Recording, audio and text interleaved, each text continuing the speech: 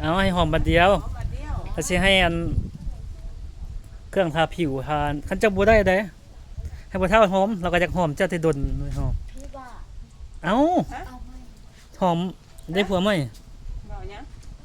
ไม่ เอาไม้จังหอมเอาก็ไผ่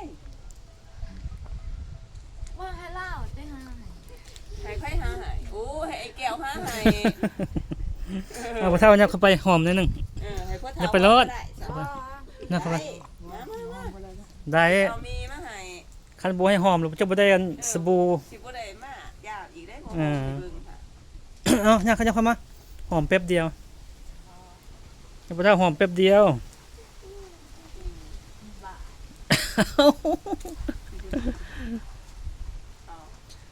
บ่มากันแหละ บ่มักเลย มากันนี่ ลูกเบางนี้บ่มัก ที่ว่าลูกจะบอกเอาหอมให้ดูเบิ่งหน่อยสิ อืม